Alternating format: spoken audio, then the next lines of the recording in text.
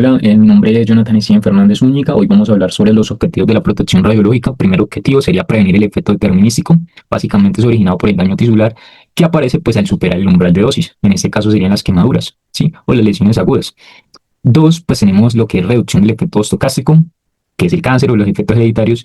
Y estos son efectos al azar, pero cuya probabilidad aumenta con la exposición. Ahí vamos a aplicar el principio de Alara, ¿sí? Que básicamente lo que nos dice es que vamos a usar la dosis más baja posible para pues, reducir esa probabilidad. El objetivo es proteger el medio ambiente, evitar los impactos negativos en los ecosistemas, como la muerte de organismos, las enfermedades que puedan surgir y la pérdida de biodiversidad. Estos objetivos pues integran un conocimiento científico, pero también factores sociales y económicos, evaluando siempre el equilibrio entre el riesgo, el beneficio y el uso de la radiación. Por acá vamos a tener también los organismos de protección radiológica. ¿Listo? Entonces, tenemos unos organismos, unos que son internacionales, que son la Comisión Internacional de Protección Radiológica, los organismos internacionales de energía atómica y entre otros, ¿sí? Y los organismos nacionales, que son el Ministerio de Salud y Protección, que son el Ministerio de Minas y Energía, ¿sí? Y entre otros también. Pero básicamente tienen unas funciones diferentes. Los organismos internacionales lo que van a hacer es van a generar unas recomendaciones, unas normas, ¿sí? Eh, que pues les van a servir a muchos países, pero ellos no van a controlar, solamente van a crear esas normas. Y lo que va a hacer los organismos nacionales es que van a vigilar y hacer cumplir esas normas, ¿sí? En el país, y como tal van a tener control de lo que son los hospitales, las industrias y empresas que tengan que relación con esas exposiciones, ¿vale? Los tipos de exposiciones que vamos a tener, pues se distingue que hay tres tipos de exposición en contextos y en, pues, en naturaleza de riesgo radiológico. Primero tenemos la exposición planificada, que es la exposición que ocurre cuando el uso de la radiación está organizada y controlada desde el inicio. ¿Qué quiere decir esto? Que aquí se sabe que habrá una radiación y por eso pues vamos a tener unas preparaciones, unas medidas de seguridad antes de comenzar esa actividad. Es decir, que vamos a usar como digamos hemodinamia, radiación, en rayos X, ¿sí? O sea, son la planificación de estudios. Y en la exposición de emergencia sucede debido a accidentes o eventos inesperados relacionados con la radiación. Esto es, en este caso, quiere decir que en este caso no se pueden prevenir totalmente porque ocurren de manera repentina, por lo que se debe aplicar acciones rápidas para disminuir el daño. Bueno, y por ejemplo aquí podemos tener derrame de material radioactivo, es algo que sucedió de repente y pues vamos a actuar de manera rápida para disminuir pues esa exposición, un accidente en una planta nuclear, ¿sí? Cositas que pueden surgir de manera repentina. Y la exposición existente, pues es una exposición que ya está presente antes de tomar medidas de control. Es decir, no surge como por la actividad nueva que vamos a realizar, sino que existe en el medio ambiente o que quedó de actividades anteriores. Es decir, que pues la radiación que existe en el suelo, pues es una radiación que ya conocemos, por ejemplo, eh, radiación en minas, la radiación que se produce por la descomposición de lo que es el uranio, produciendo el radon. Muy buenas tardes, ¿cómo están? Mucho gusto, mi nombre es Hernán Camilo Botín Ortiz, soy estudiante del programa de Radiología y Imágenes Diagnósticas. Vamos a hablar sobre el cuarto punto y otros puntos más que dice que diseñar una tabla, consignar los límites de dosis anuales equivalente para la exposición ocupacional a nivel nacional, teniendo en cuenta la resolución 1814-34 del Ministerio de Minas y Energía aquí en Colombia, las recomendaciones del 2007 de la Comisión Internacional de Protección Radiológica y la norma de seguridad general número GDSR parte 3. Tabla dice que tenemos tipos de límites ocupacional y la parte y pública. Dice que la dosis efectiva es de 20 milisievert milisievert año promedio en una persona, lo cual es un milisievert en un año. Eh, en periodos de 5 años son 100 milisievert. Dosis equivalente anual en cristalino sería 100 milisievert. En 5 años máximo 50 milisievert en un año. En público sería 15 milisievert. En piel son en la parte ocupacional 500 milisievert por año, eso sería 50 milisievert. Manos y pies, 50 milisievert durante el año, este no aplica. El reglamento sobre la protección de salud contra el riesgo derivado de la exposición a la radiación ionizante. Esto es recaudado el 17 de abril del 2026. Vamos a ver puntos 5 que mencione y explique la definición y características para zonas controladas y zonas supervisadas. Y también vamos a mostrar un gráfico de la resolución 17.34 del Ministerio de Minas y Energía, lo que ella está viendo. Entonces, empezamos con las zonas controladas. En estas áreas donde son necesarias medidas especiales de protección y seguridad radiológica para el control y la exposición de radiación, evitando la contaminación radioactiva, en estas zonas de riesgo y exposición es mayor el acceso, está restringido únicamente para el personal autorizado y capacitado. Características de la zona controlada, como por ejemplo, la zona de rayos X durante una exposición de medicina nuclear o de radioterapia. Que vamos a ver nosotros el uso obligatorio de elementos de protección radiológica, el chaleco, el son de gafas plomadas, la falda plomada o el delantal plomado, bueno, etcétera. Señalización con el símbolo internacional de radiología, el cual da que conozcan que hay rayos los cuales pueden afectar a las personas. Acceso restringido y controlado. Cuando hablamos de acceso restringido y controlado, solamente el personal capacitado puede entrar y cuando necesitamos que un paciente entre y tenga un ambiente controlado al momento de la toma de su placa o de la medicina nuclear o de la terapia. Vigilancia radiológica permanente.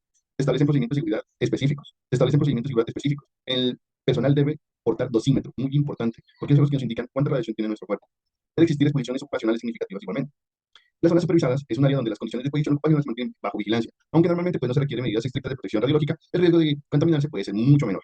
Las características pueden ser un ejemplo, los pasillos cercanos o sala de espera en la parte de radiología. Aquí se estabiliza el monitoreo periódico de radiación. No es de siempre, requieren barreras especiales. El acceso es menor y no es tan restringido. Las dosis de radiación son muy bajas, o a veces no hay radiación tampoco. Y se utilizan señales preventivas básicas como señalizaciones hasta donde las personas pueden llegar y no pueden pasar de esta parte. El personal permanece bajo observación también radiológica porque puede ser que estén muy cercanos a ellos. Entonces, como explicábamos hace rato, ese es el esquema de zonas supervisadas en el área donde la condición de exposición se mantiene bajo, pero tiene que tener una vigilancia, lo cual, pues, miramos que es la sala de espera, miramos que es la área administrativa, y aquí, pues, en esta parte de la zona verde no hay tanta exposición radiológica. Pero aquí miramos una línea roja, la cual nos indica que de aquí para acá no podemos pasar. Pero como dice la norma, que tiene que estar en vigilancia radiológica, porque puede también estar muy cerca de la zona administrativa, a la parte de la área de la zona central. Acá en esta zona, como le digamos acá arriba, en la zona controlada, pues, estamos viendo que debemos tener un poco más de precaución porque tenemos tanto la radiación, aquí está el sello de radiación de cuidado de peligro, tenemos la cabina de control que también está con radiación, la persona que entra ahí a trabajar, el personal capacitado tiene que tener su dosímetro, sus dosímetros, y pues, la persona que va a recibir la radiación tiene que ser, por estas personas que están aquí en cabina de control, tiene que ser muy cuidadosos al momento de exponer la radiación. Ellos por eso tenemos que saber cuánta radiación recibe una persona, cuánto es lo máximo y mínimo de radiación que puede recibir. Ese es el punto 5. El punto 6, la detención de la radiación fundamenta en el efecto físico-químico que produce una radiación en la materia con la que interactúa. Dado esto, dibuje que la estructura del instrumento utilizado para la detención y medida de radiación describa sus características propias de uso y explica sus funciones. Tenemos 4, que son detectores gaseosos. El funcionamiento de este detector es que entre la cámara de los gases hay argón y helio, los cuales producen ionización de gases y el proceso donde los átomos o moléculas de gas neutro adquieren carga eléctrica, lo que se convierte en iones y electrones libres. Bajo el campo de eléctrico, radiación, calor, las cargas se mueven, las cuales producen una corriente eléctrica mediante, esto requiere decir que la magnitud como la corriente y la resistencia, la potencia puede ser sometida a mediciones para conocer su comportamiento. Las características de respuesta rápida, lo cual permite mediciones a tiempo real, lo cual es sensible a la radiación alfa, beta y gamma. Presenten diferentes modos de la operación, ionización proporcional y Held-Muller. El uso de este aparato, del detector de gases, es que aquí están los gases y como bien sabemos, el argón y el helio, los cuales se convierten en iones y electrones libres. Lo que podemos ver aquí es el gas y son los electrones libres, los cuales ellos salen de aquí. Pero con ese aparatico nosotros podemos medir cómo podemos eh, manejar eso. Detector de centello. Es un funcionamiento de radiación estímula de un material centellador, lo cual emite un destello de luz. Está una captura por fotomultiplicador, lo cual convierte en una señal eléctrica, lo cual otorga una energía de radiación ionizante. Las características de alta eficiencia por detección, lo cual permite medir la energía de radiación como una propuesta rápida de alta sensibilidad. Este se utiliza cuando necesitamos medir cuánta carga hay en un espacio de la parte digamos, de radiación ionizante. Pues eso nomás lo usan en cámaras de gamma, lo que es la medicina nuclear. La tomografía computarizada y en espectrometría gamma, que se utiliza mucho este aparatico de detector de centellos. Este de aquí es el detector, y este nosotros nos indica cuánto radiación ionizante hay en este momento en el área. Detector de termoluminiscentes. El funcionamiento para la radiación ionizante estimula los electrones con un cristal, los cuales quedan atrapados a nivel energético. Cuando el cristal se calienta, el material de esos electrones libera energía en forma de luz, lo cual la intensidad de la luz proporciona la dosis recibida, lo cual su estructura está compuesta por un material cristalino como flúor de litio, el cual es un sistema que puede calentar en calentar y cual tiene un lector de luz. Sus características no permiten una lectura inmediata, son de alta precisión, son reutilizables en los dosímetros de tipo LED de termoluminiscentes. Este material se reinicia en el momento que se recibe calor y queda listo para el nuevo uso. Y tiene una buena estabilidad, lo cual informa de la radiación sin perderla fácilmente con el tiempo. El uso se da en dosímetros personales, lo cual permite medir la cantidad de radiación que recibe una persona, controlando así la dosis ocupacional y ayuda para que la persona no supere los límites de radiación, protegiéndola así entre la parte de la radiación ionizante. Este detector siempre lo tienen que llevar los tecnólogos en sus delantales o en sus uniformes. Este nos mira cuánta cantidad tenemos. Este detector de luminiscencia estimula ópticamente. Es otro detector. El funcionamiento de la radiación provoca que los electrones que quedan atrapados en el material, posteriormente, en vez de calor, estos se liberan con una motivación con luz, láser, produciendo una emisión luminosa proporcionada en dosis de radiación que recibe y es absorbida. Su estructura, la cual está conformada por un material sensible, óxido de aluminio, una fuente de luz, láser y un sistema de medición. Sus características tienen alta sensibilidad. Es muy importante la radiología donde las dosis son bajas pero constantes. Se puede releerse varias veces a diferencia de otros dosímetros. Este no pierde información después de una sola lectura. Son más precisos que el TLD. El dosímetro OLS ofrece una mejor medición de una menor margen de error, conservando las señales de radiación y mejora la confiabilidad. Es esta aparato de aquí. Este es el haz de luz que nos dice. Aquí van los nombres. Eso es un dosímetro, los mil, esos son un nombre que siempre va a llevar. Aquí va la información de todo del usuario que lo está usando. Bueno, séptimo punto. Con un instrumento se mide una tasa Ese es un ejercicio que tenemos que hacer, que dice, con un instrumento se mide la tasa de dosis absorbida de 0.033 miligauss a partir de una fuente de gamma a un metro. Exprese la lectura de Simeliver por hora para la dosis equivalente y dosis efectiva. Suponiendo que queremos medir en piel, explique el procedimiento. Bueno, tenemos una tasa de dosis absorbida, que es DA, de 0.33 miligauss sobre hora. Convertimos la dosis equivalente y queda en H, la cual dosis absorbida es de WR, el factor de potencia, ponderación de radiación gamma, WR1, y H es D por WR1. Esta es la fórmula que vamos a usar. Entonces, la fórmula queda de la siguiente manera, donde H es la dosis equivalente, es igual a la dosis absorbida, que es 0.333, sobre el factor de ponderación de la radiación gamma, que es 1. Esto es igual a 0.33, lo que no cambia porque la dosis de radiación gamma es 1, lo cual no cambia. Y calculemos la dosis efectiva, lo cual se obtiene. E es dosis efectiva, H, dosis equivalente, que ya tenemos que es este, y WT, factor de ponderación del tejido, donde el factor de ponderación del tejido es 0.01. Eso lo encuentra en una tabla. Entonces queda de la siguiente manera. La dosis efectiva es igual a 0.033, que es la dosis equivalente, por el factor de ponderación del tejido, que es 0.01, lo cual es igual a 0.0033, 0.033 milis, milisievert sobre hora. La explicación, tomamos como primero la dosis absorbida, lo cual es una medida por un intensímetro, por lo cual se convierte en dosis equivalente. Eso se multiplica por el factor de radiación, lo cual los rayos gamma es 1, por el cual el volumen no cambia. Para obtener la dosis efectiva se debe multiplicar el factor de tejido, lo cual en la piel equivale a 0.01, lo cual reduce el valor, por lo que la piel es menos radiosensible que otros órganos. Esa sería la explicación de todo de esta forma. Hola, mi nombre es Ángela Sofía Trejo López y hoy les voy a hablar del punto 8 y 9. Hoy hablaremos sobre el control de las embarazadas ocupacionalmente expuestas a radiación y los elementos de protección radiológica en el área de la salud. Este tema es fundamental para proteger tanto a la trabajadora como al feto.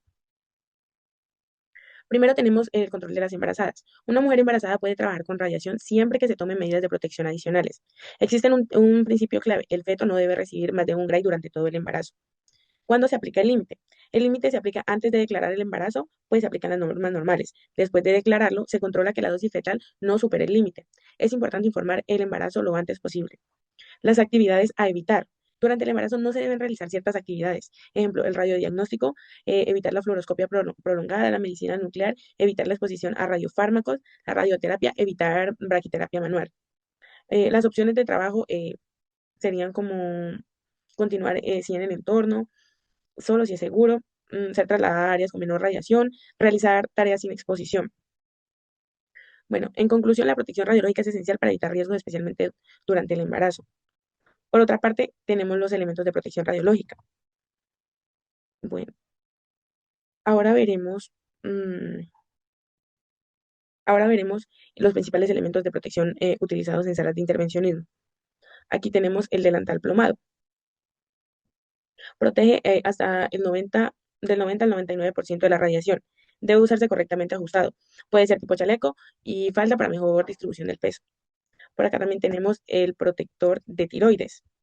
Este protector reduce hasta el 80% de la radiación en la tiroides y debe cubrir completamente el cuello. Luego tenemos las gafas plomadas. Estas gafas protegen el cristalino de los ojos. Debe tener protección lateral. Por acá tenemos también las mámparas plomadas. Eh, las mámparas se colocan entre el personal y el paciente. Protegen la cabeza, cuello y dorso. Luego tenemos las cortinillas plomadas. Las cortinillas plomadas protegen la parte inferior del cuerpo, reducen la radiación dispersa. Y por último tenemos eh, los guantes plomados. Tienen baja eficacia, entre el 30 y 40%, y se usan con precaución. Los elementos deben almacenarse correctamente, revisarse periódicamente y evitar grietas o daños para una mayor protección. En conclusión, el uso adecuado del equipo y el cumplimiento de normas garantiza la seguridad del personal. Mm, Eso sería todo. Muchas gracias. Punto 10. Dice, sí que responsabilidades del tecnólogo en radiodiagnóstico respecto al tema de protección radiológica para cada una. Dar ejemplos. Bueno, justificar los estudios radiológicos. Dice que por ejemplo, dice que la responsabilidad es verificar que los exámenes estén clínicamente indicados al paciente que lo necesita. Tenemos que estar viendo y chequeando muy bien qué examen necesita cada paciente para no volverlo, si nosotros nos equivocamos, tendríamos que volverlo a radiar, y eso es lo que no queremos. Como segundo es optimizar la dosis, el principio del ALARA, que dice que es tan bajo como sea, responsablemente posible. razonablemente posible.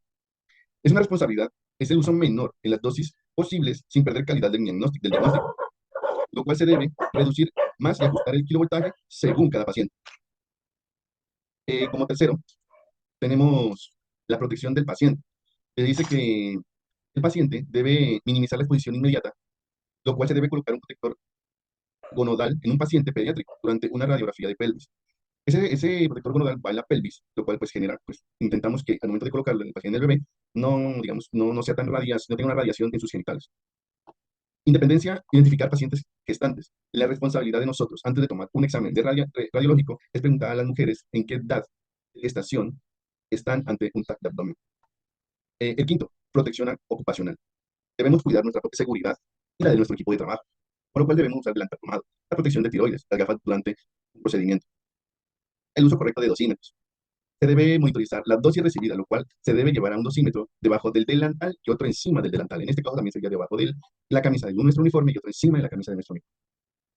El control de acceso a zonas radiológicas. La responsabilidad con el personal autorizado debe ser el cual debe estar atento a que no entre ninguna persona que no sea autorizada, tanto por parte médica.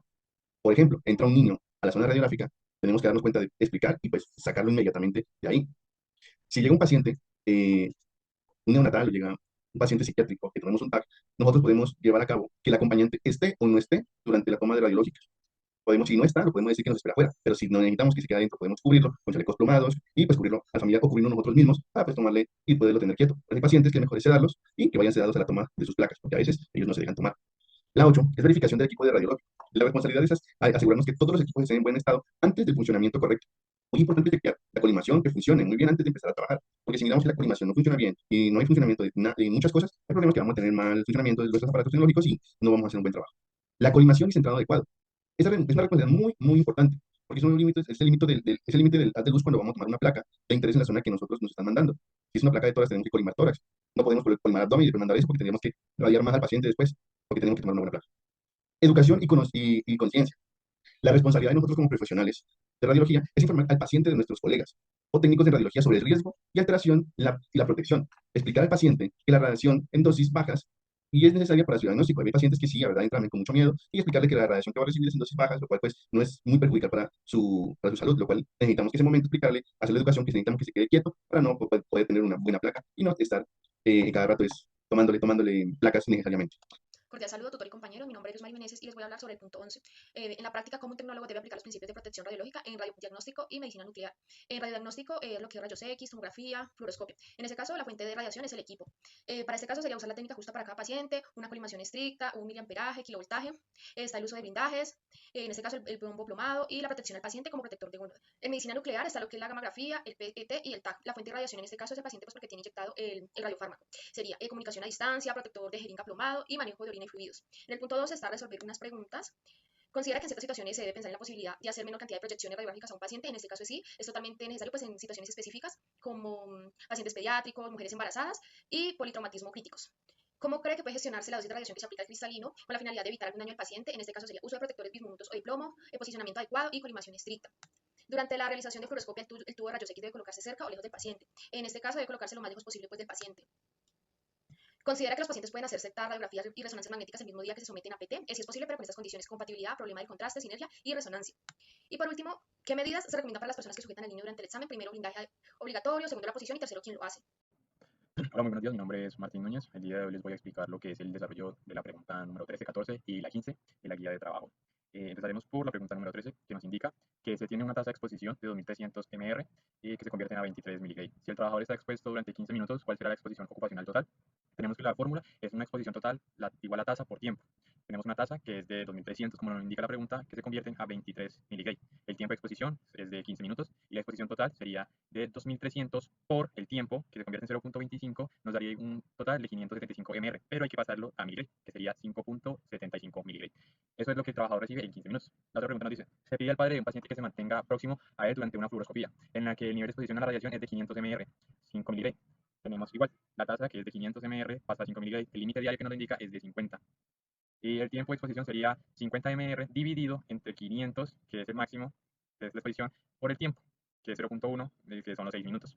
Entonces, el padre solamente puede estar durante 6 minutos antes de que supere el límite diario permitido. Tenemos que, con la pregunta número 14 nos dice, con un intensímetro se mide una tasa de dosis equivalente igual a un MSV, a 3 metros de una fuente radiactiva puntual. Procede a resolver las preguntas a continuación. Aquí tenemos otra fórmula diferente. La pregunta nos dice, ¿cuál será la tasa de dosis equivalente a un metro de distancia de dicha fuente, a 40 centímetros y a 20 centímetros? Tenemos las fórmulas. Esta es la fórmula para poder desarrollar este trabajo. Tenemos que a un metro nos daría un total de 9 MSV. A 40 centímetros nos daría un total de 56.25 MSV. Y a 20 centímetros nos daría la dosis equivalente de 225 MSV.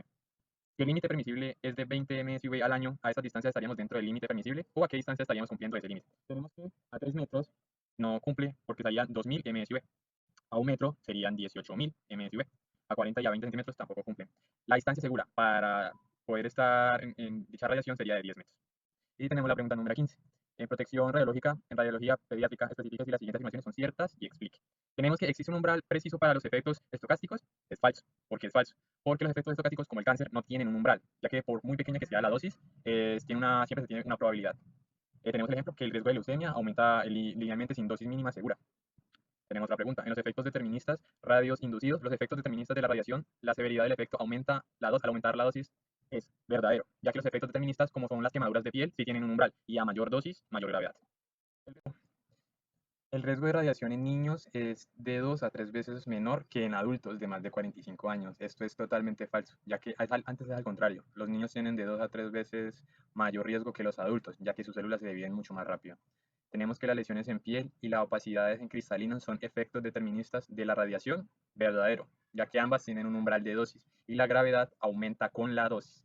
En la pediatría, esto es algo muy crítico, ya que proteger el cristalino de los niños, ya porque su cristalino es mucho más sensible y son más susceptibles a cataratas radioinducidas. Por eso hay que tener mucho cuidado en esta parte. Listo, eso sería todo. Muchas gracias. En la pregunta 16, en protección radiológica en exámenes PET-Data, especifique si las siguientes afirmaciones son ciertas. La primera, el uso más frecuente de las exploraciones con PCT y CT para diagnóstico neurológico. En este caso es falso porque el uso principal y más frecuente es para el cáncer. La segunda, la razón para combinar ambas tecnologías es la necesidad de utilizar la exploración PT para realizar correcciones de atenuación sobre la exploración CT. En este caso es al revés, es lo inverso. Y por último, las medidas de protección radiológica que necesita el PT son diferentes de las requeridas para una instalación de medicina nuclear. En este caso son verdaderas porque son diferentes. Radiofármacos que se utilizan en la PT emiten una energía mucho más alta que los que se usan en medicina nuclear común.